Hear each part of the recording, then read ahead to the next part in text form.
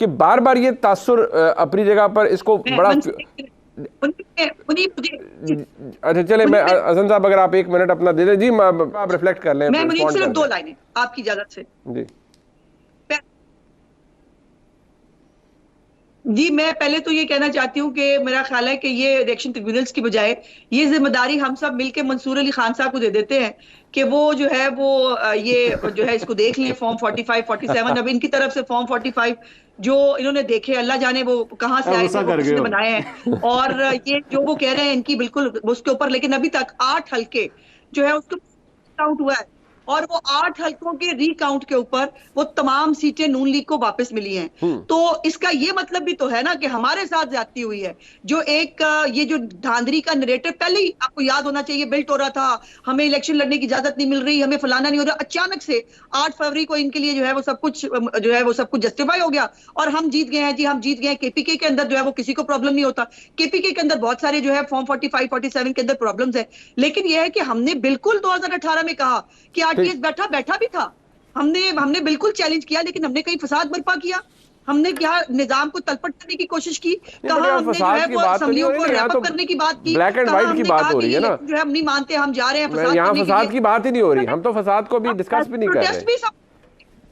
हम फसाद को नहीं डिस्कस कर। ठीक है, मूविंग ऑन। ठीक है, आपका आर्गुमेंट आ गया, आपका आर्गुमेंट आ गया, टू मूव फॉरवर्ड।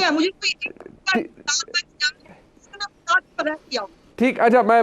सनी साहब बात ये है कि ये वो उस्मा बुखारी साहब फरमा रही हैं कि जी देखें रिकाउंट में हमारे हल्के निकल रहे हैं और हमारे लोग जीत रहे हैं, 8 के 8 जो उन्होंने गिनवाए हैं। ये वो कहते हैं ज्यादती तो फिर हमारे साथ इलेक्शन डे पर हुई है, तहरीक इंसाफ कहती है ज्यादती हमारे साथ हुई है। मसला ये है कि तहरीक इंसाफ बताती है कि हमारे साथ ज्यादती हुई और उनका इशारा किसी तरफ होता है, पता नहीं मुस्लिम लीग नून का इशारा किस तरफ है, मियां जावेद लतीफ़ साहब का या कुछ हारे हुए कैंडिडेट्स का इशारा तो जाहिर बात है पता है कहाँ है कि किस पे लकीर लगी क्या हो गया। बट आप क्या कहते हैं, आपको क्या लगता है कि ज्यादती एक्चुअली किसी के साथ हुई है इस इंतखाब के अंदर? देखिए, ज्यादती हुई है या नहीं हुई इसका तायुन अब मैं तो नहीं कर सकता। यहाँ पर तो जाहिर बात है तमाम सियासी जमातों के अगर आप बयान सुने, बिलखसूस मौलाना फजल रहमान के हवाले से, तो वो तो